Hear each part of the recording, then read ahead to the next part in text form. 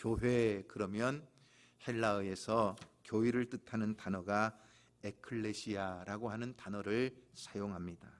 그런데 에클레시아라고 하는 이 교회라고 하는 단어가 굉장히 중요한데, 이 말은 원래 에크, 밖으로, 그 다음에 칼레오, 부르다 라는 말을 붙여놓은 합성어입니다. 그러니까 밖으로부터 부름받은 사람들의 모임을 에클레시아라고 하는데, 이 말은 원래 아테네의 총회를 민의회에서 어떤 중요한 문제를 결정할 때 부름받은 시민들의 모임을 뭐라고 불렀느냐 하면 에클레시아라고 불렀는데, 교회를 바로 이 에클레시아라고 하는 단어를 사용했다는 것입니다. 하나님의 꿈과 비전을 이루기 위하여 세상 속에서 부름받은 거룩한 사람들의 모임을 에클레시아, 교회라고 사용하는 것입니다. 그렇기 때문에 우리가 성경을 보면 성경에서는 한 번도 교회를 건물이라고 표현한 적이 없습니다. 또한 교회를 조직으로도 표현하지 않습니다. 성경을 보면 교회는 늘 믿음을 고백하는 사람들의 공동체를 교회라고 부릅니다. 하나님께로부터 택하심을 받고 세상으로부터 부르심을 받아 하나님이 맡겨주신 거룩한 사명을 위하여 헌신하고 함께 동역하는 그 공동체를 교회라고 부르는 것입니다. 오늘 여러분들은 이리어양교회 안에 함께 소속된 믿음의 공동체를 이루어 하나님을 섬기는 거룩한 공동체인 교회를 이루어 가는 줄로 믿습니다. 여러분, 익산 지역에만 해도 수백 개의 교회가 있습니다. 그 수많은 교회들 가운데 여러분들이 이리어양교회를 선택해서 이리어양교회를 섬기는데, 여러분, 이것은 여러분들의 자발적인 선택이었습니까? 아니면 어쩔 수 없는 어떤 의무감이나 강요 때문에 오셨습니까? 여러분들의 자발적인 선택이었지요. 그러죠? 이리어양교회 안 나가면 세금을 많이 먹이고, 이리어양교회 안 나가면 감옥에 가두겠다 해서 여러분들이 이리어양교회에 오신 것이 아니라, 여러분들이 이리어양교회를 다니시는 것은 여러분들의 자발적인 선택인 줄로 믿습니다. 그러면 여러분들이 이리어양교회를 섬기는 것이 여러분에게 기쁨이십니까? 기쁨이 아니십니까? 기쁨이십니까? 정말 여러분들이 이리어양교회를 섬기는 것이 기쁨이요 행복이십니까? 아멘 하시는 분들이 절반밖에는 안 되는 것 같은데, 다시 한 번만 물어볼까요? 여러분들이 이리어양교회를 자발적으로 선택하여 이 교회에 오셨는데, 정말 이리어양교회를 다니며 섬기는 것이 여러분에게 기쁨이요 행복이 되십니까? 아멘을 크게 한다고 꼭 행복한 것은 아니죠. 그런데 여러분, 중요한 것은 내가 자발적으로 선택을 했다 그러면 그 결과는 기쁨이고 행복이어야 됩니다. 내가 자발적으로 선택을 했음에도 불구하고 그 결과가 기쁘지 않아요, 행복하지 않아요, 그러면 뭔가 그 선택이 잘못된 거예요. 내가 정말 믿음의 공동체에서 함께 신앙생활을 하는데 내 안에 기쁨이 없다, 내 삶에 행복이 없다, 그리고 전혀 감사가 나오지 않는다, 이것은 우리 신앙생활의 고민입니다. 그리고 이 고민이 굳어지기 시작하면 그것이 갈등의 원인이 되고 그것이 분쟁이 되는 것입니다. 자, 여러분 생각해 보세요.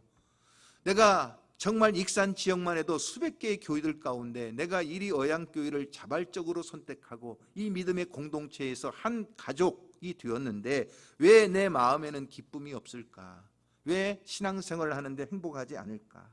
왜 자꾸 갈등을 하고 아파할까? 그 이유가 뭘까? 사실 목회자인 저도 늘 그것을 고민합니다. 그런데 곰곰이 묵상하면서 생각해 보니까 가장 중요한 것은 교회가 무엇이냐, 이 교회를 바르게 알아야 된다는 거예요. 여러분, 사람마다 교회는 이래야 된다, 교회는 저래야 된다, 이것이 교회다. 각자 나름대로 정의를 내리고 있는 교회관이 있어요. 여러분들이 있어요, 없어요? 그래서 내가 정말 교회에서 가장 중요한 것은 이거야, 그렇게 생각하는 것들이 다 있습니다. 그런데 문제는 뭐냐? 내가 가장 중요하다고 생각하는 것을 목사님은 별로라고 생각해요. 그 순간 내 마음속에 목사님도 별로예요, 이리어양교회도 별로라고 생각되는 거예요. 나는 정말 교회는 이것이 가장 중요하다고 여기는데 우리 장로님은 그것을 별로라고 생각해요. 그 순간 내 마음에 그 장로님도 싫어지기 시작하는 거예요. 그런데 여러분 한번 기억해 보세요. 자, 틀린 것과 다른 것이 있어요.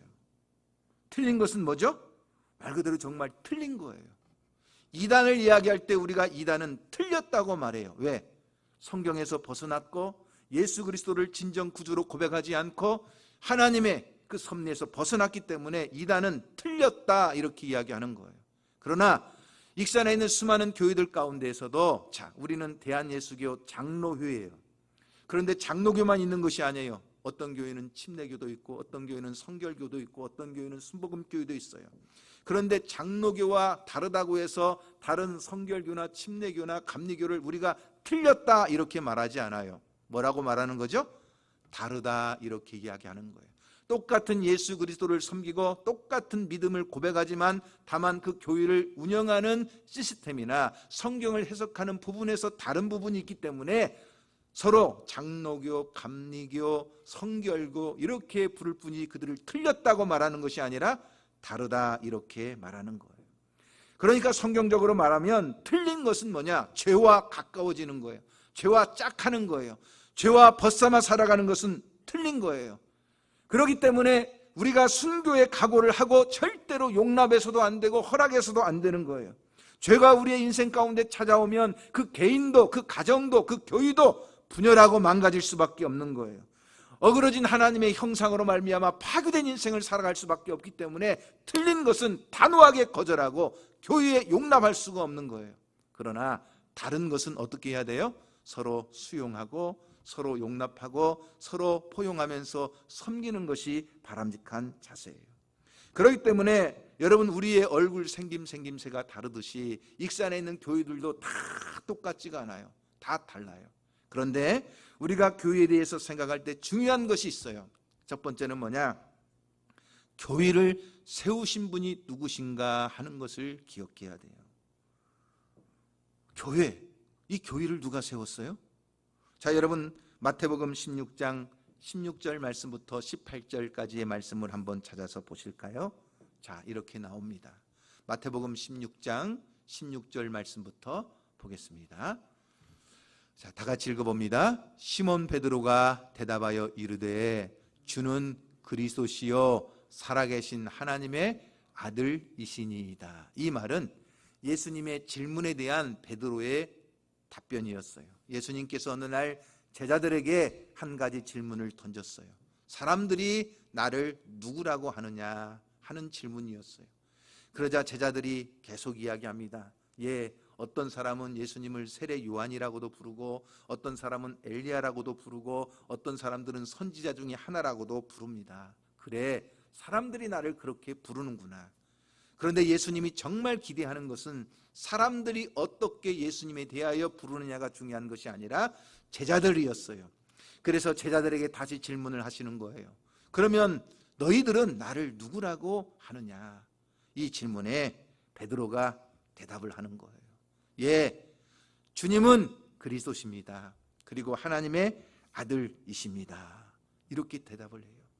그러니까 이 베드로의 답변에 예수님께서 얼마나 기뻐하셨는지 몰라요. 그래서 17절 말씀에 보면 예수님께서 베드로에게 이렇게 말씀하시는 거예요. 다 같이 한번 읽어볼까요? 시작. 예수께서 대답하여 이르시되 바요나 시모나 내가 복이 있도다.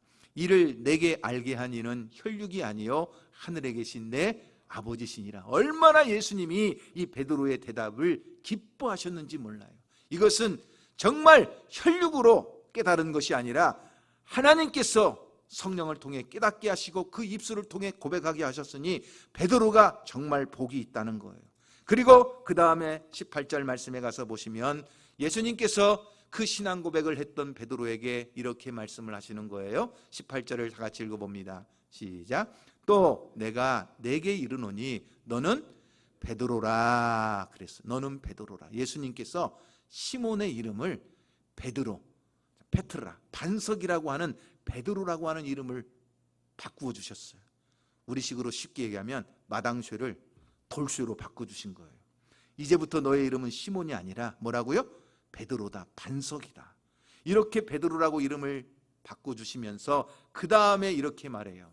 내가 이 반석 위에, 그러면 여러분 이 반석 위에는 베드로 위에 교회를 세우시겠다는 걸까요? 베드로가 고백한 그 신앙 고백 위에 교회를 세우시겠다는 걸까요? 베드로가 고백한 그 믿음의 고백 위에 주님께서 무엇을 세우신다는 거예요? 내 교회를 세우시겠다는 거예요. 여러분 여기 내 교회, 누구의 교회예요?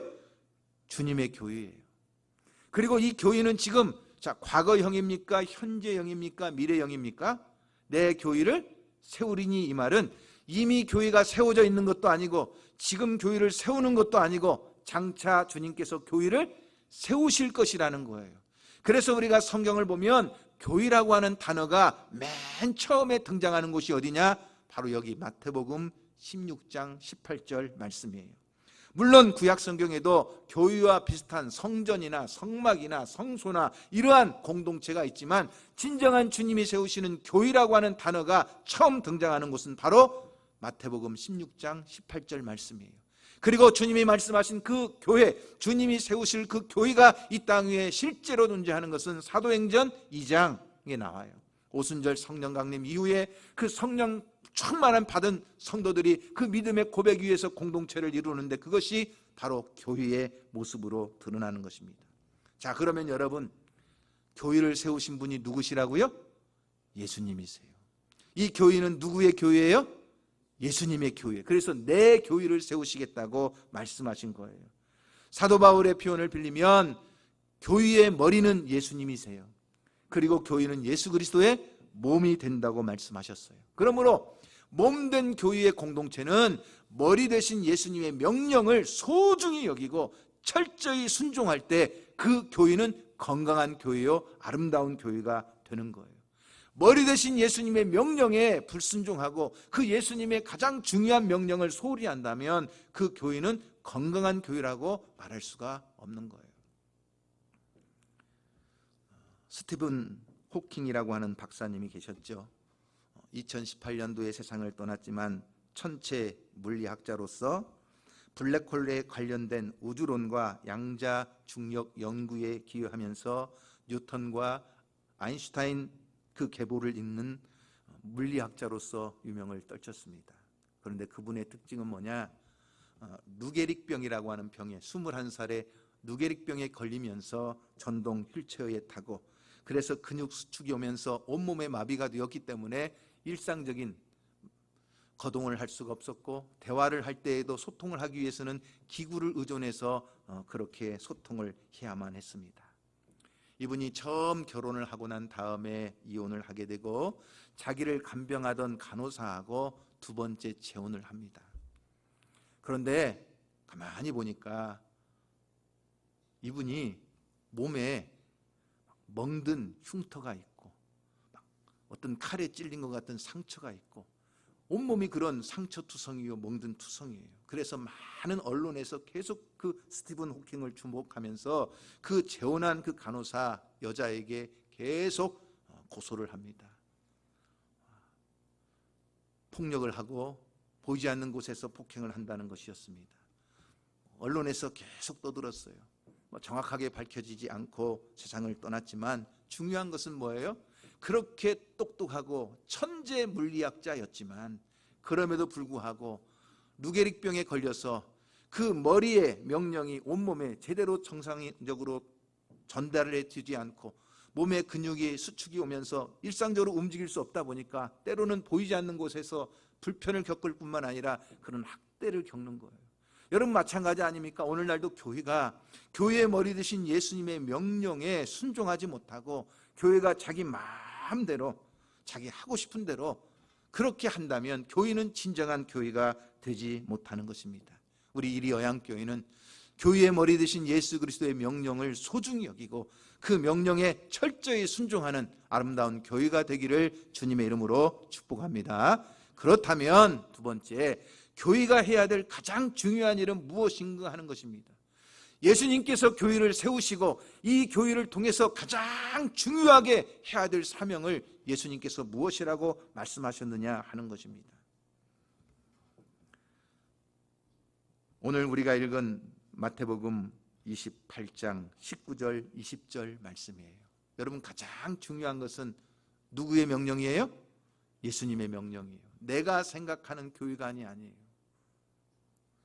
이번 주 다니엘 기도회를 하면서 합동신학대학원의 권호 교수님께서 설교하시는 내용 가운데 하나님의 소리를 통해 나를 찾자는 그러한 메시지를 전해주셨어요. 흔히 5가지의 소리가 있어요. 첫째는 자기 내면의 소리예요. 그래서 자기 내면에서 들리는 자기의 소리가 있어요. 두 번째는 사람들이 나에 대해서 평가하고 나를 비판하는 다른 사람들의 소리가 있어요.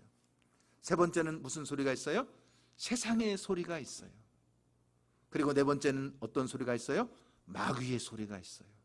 그러나 이런 것들에 우리의 귀를 기울이고 이런 것들에 내 마음이 현혹되면 우리는 잘못된 길에서 넘어질 수밖에 없어요. 그러므로 자기 내면의 소리에 너무 귀를 기울이지 말고 다른 사람들의 어떤 소리에 상처받지 말고 세상 소리 때문에 방황하지 말고 마귀의 소리에 속지 말고 누구의 소리를 들으라는 거예요?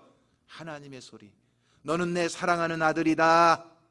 너는 내가 기뻐하는 자다 하는 하나님의 음성을 들을 때 내 자존감이 다시 회복되고 내가 다시 넘어진 자리에서 일어날 수 있다는 거예요. 가진 것이 없고 배운 것도 없고 인물도 없고 사람들에게 내세울 만한 아무것도 없어서 스스로 절망 가운데 자기 내면의 소리, 사람들의 평가의 소리, 세상의 소리, 마귀의 소리를 들으면 정말 죽을 수밖에 없어요. 설 자리가 없어요. 그러나 너는 내 사랑하는 아들이요 내 기뻐하는 자라 하시는 하나님의 음성을 들을 때 다시 일어날 수 있고 그 하나님이 나를 존귀하게 계시며 나를 통하여 놀라운 계획을 가지고 계시다는 그 하나님의 음성 앞에서 내가 다시 일어날 수 있다는 거예요. 할렐루야. 그러므로 하나님의 음성을 듣는 것이 가장 중요하다는 거예요. 마찬가지 아닙니까? 여러분 교회에 대해서도 교회가 가장 중요한 일이 뭐냐 이야기했을 때 가장 중요한 게 뭐예요? 어떤 분은 찬양 대 찬양이라고 말할지 몰라요. 어떤 분은 교회는 기도가 살아있어야 돼. 기도가 중요하다고 말할지도 몰라요. 어떤 분은 주일학교가 제일 중요해. 교회의 미래는 주일학교에 달려있어. 그렇게 이야기할지도 몰라요. 하지만 정말 우리가 교회가 가장 중요하게 해야 될 일이 무엇인가 하는 것은 예수님께서 어떻게 말씀하셨는가 하는 거예요. 자, 그렇다면 여러분 마태복음 28장 19절 20절 말씀을 한번 읽어볼까요? 이 말씀은 예수님의 유언의 말씀이에요. 그래서 예수님께서 말씀하신 이 유언의 말씀을 더 그레이트 커미션이라고 불러요. 대사명, 대유임 명령 이렇게 불러요. 그만큼 가장 중요한 예수님의 명령이라는 이야기예요. 바로 이 말씀 속에는 교회가 해야 될 가장 중요한 일이 무엇인가를 우리에게 가르쳐줘요. 자, 다 같이 한번 읽어볼까요? 시작. 그러므로 너희는 가서 모든 민족을 제자로 삼아 아버지와 아들과 성령의 이름으로 세례를 베풀고 내가 너희에게 분부한 모든 것을 가르쳐 지키게 하라. 볼지어다 내가 세상 끝날까지 너희와 항상 함께 있으리라. 교회가 해야 될 가장 중요한 일들을 주님께서는 명사나 형용사로 표현하지 않고 동사로 표현하실 거예요. 그러면 여러분 오늘 이 말씀에 보면 동사가 4가지의 동사가 나와요. 자, 펜을 들고 한번 표시를 해보세요. 자, 어떤 동사가 있느냐? 첫 번째는 너희는 가서 하는, 가다 하는 동사예요. 가서.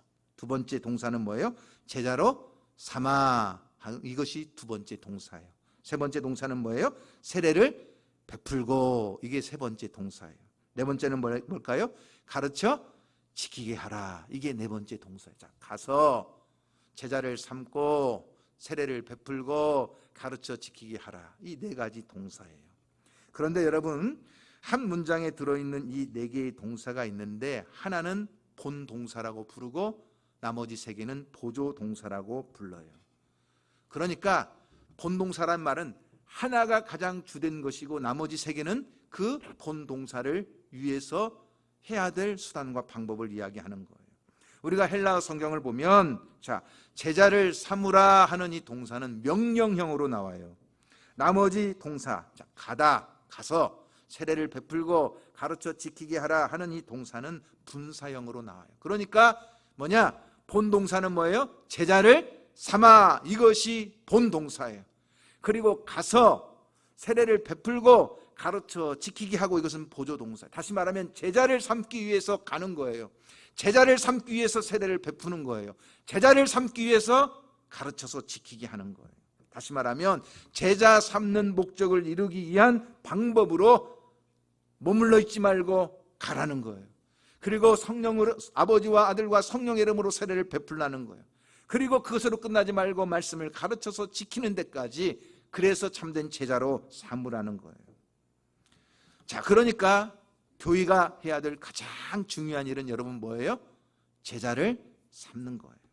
그러므로 교회가 교회다우려면 예수님이 가장 중요하게 여기시는 것, 예수님이 가장 강력하게 명령하신 것, 제자 삼는 일을 할 때 그 교회는 건강한 교회요. 교회 안에 진정한 주님의 제자들이 많아질 때 그 교회는 진정으로 아름다운 교회가 되는 거예요.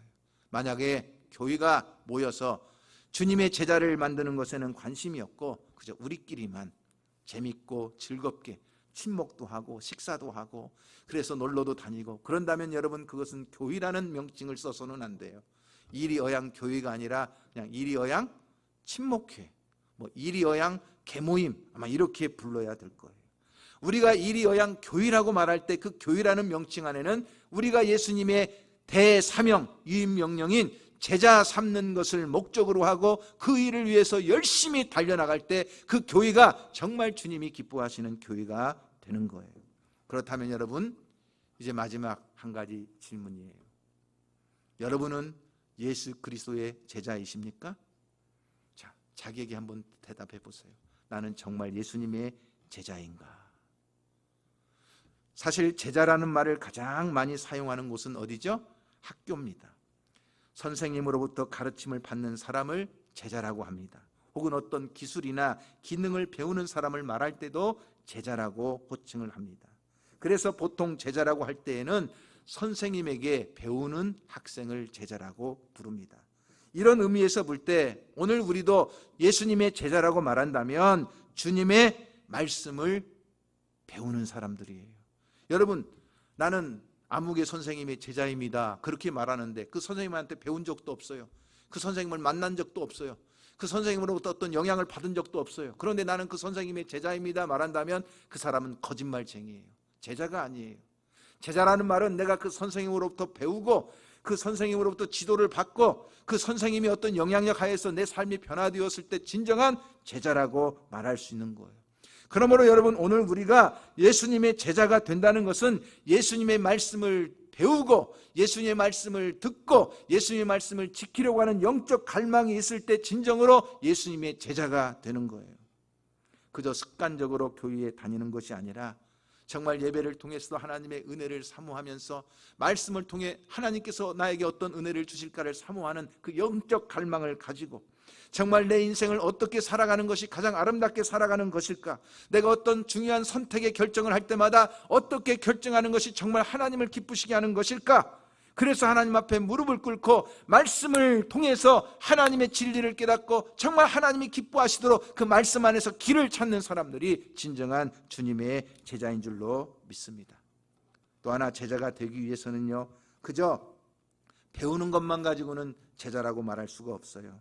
진짜 제자는 뭐죠? 그 선생님을 닮아가는 거예요. 그러므로 진짜 제자는 누구냐? 나는 죽고 예수로 사는 사람이 진짜 제자예요.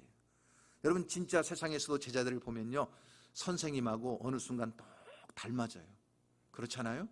닮아가는 거예요. 예수님께서 마가복음 8장 34절에서 이렇게 말씀하셨어요. 아무든지 나를 따라오려거든 자기를 부인하고 자기 십자가를 지고 나를 좇을 것이니라. 제자의 첫 번째 조건이 뭐예요? 자기를 부인하는 거예요. 철저히 자기를 버리는 거예요. 자기가 죽어지지 않으면 예수님을 닮아갈 수도 없어요. 자기가 죽어지지 않으면 예수로 살아갈 수도 없는 거예요. 내가 죽어야 예수가 살아나는 거예요. 문제는 아직까지도 내가 너무 강한 것이 문제예요. 내가 설정한 인생의 목표, 내가 이루고자 하는 어떤 야망에 아직도 펄펄 살아서 하나님의 꿈과 비전을 그 마음에 간직하지 못해요. 아직도 펄펄 끓어있는 자기의 자아 때문에 진정한 주님의 제자가 되지 못하는 거예요. 천국보다도 아직은 이 세상이 더 좋아요. 주님보다도 아직은 돈이 더 좋아요. 이 모든 배경에는 누가 있어요? 나라고 하는 존재가, 내가 아직 죽지 않았어요. 나를 부인하지 않았어요. 그래서 주님의 진정한 제자가 되지 못하는 거예요. 그렇기 때문에 자기를 부인한다는 것은 내 생각, 내 목표, 내 욕심, 내 삶의 중심에서 벗어나 이제는 주님 생각, 주님의 꿈, 주님의 어떤 목표를 위해서 달려가는 사람이 진정한 주님의 제자가 될 수 있는 거예요. 그럴 때 우리는 정말 예수를 닮게 되고 내 안에서 그리스도의 향기가 막 드러나는 거예요. 다니엘 기도 이야기를 한 번 더 해보면, 박철원 선교사님이라고 말레이시아에서 원주민 선교를 하시는 분이 계셨어요. 그분이 원주민 선교를 하다가 그분들이 이렇게 풀로 지은 움막에서 사는 것을 보고 이제 양철로 이렇게 지붕을 하고 이렇게 이제 양철로 집을 만드는 거예요. 양철 지붕을 해놓고 나서 보니까 쥐들이 들어와 가지고 그냥 저녁마다 그 천정에서 운동을 하는데 막 쥐들이 막 찍찍거리면서 오고 하니까 너무 시끄러워서 견딜 수가 없었대요. 그래서 그 선교사님이 시내에 나갔다가 고양이를 한 마리 사가지고 왔어요. 고양이를 사가지고 와가지고 고양이가 야옹야옹 거리니까 쥐들이요? 다 달아나는 거예요. 그래서 이렇게 복음을 전했다는 거예요. 여러분들이 고양이가 오면 쥐들이 다 달아나듯 우리 안에 예수님이 오시면 우리를 힘들게 하고 우리 안에 모든 죄가 다 떠나갑니다. 예수를 믿으십시오. 다 예수 믿겠다고 손들었다는 거예요. 그런데 어느 날 그 고양이를 누가 빌려갔어요. 갖다 주지 않아요. 그러다 보니까 여러분 쥐들이 다시 찾아온 거예요. 쥐들이 다시 찾아와가지고 또 저녁마다 그냥 운동회를 하는데 시끌벅적한 거예요. 이 선교사님이 어떻게 했을까요? 쥐들이 하도 떠들어대니까 잠을 잘 수 없어가지고 한 가지 꾀를 냈어요. 뭐냐? 고양이 흉내를 내는 거예요. 야옹 야옹 고양이 흉내를 내니까 여러분 그 쥐들이 다 도망갔을까요? 안 도망갔을까요? 안 도망갔어요. 벌써 쥐들이 다 알더라는 거예요. 저기 진짜 고양이인지 가짜 고양이인지 아무리 고양이 울음소리를 똑같이 야옹 흉내 내도 벌써 안다는 거예요. 흉내만 내는 거 가지고는 안 된다는 거예요. 우리가 진짜 그리스도의 제자가 될 때 우리의 삶에 예수가 드러나고, 그래서 정말 우리가 자기 십자가를 지고 주님의 뒤를 따르는 신실한 제자가 되는 줄로 믿습니다.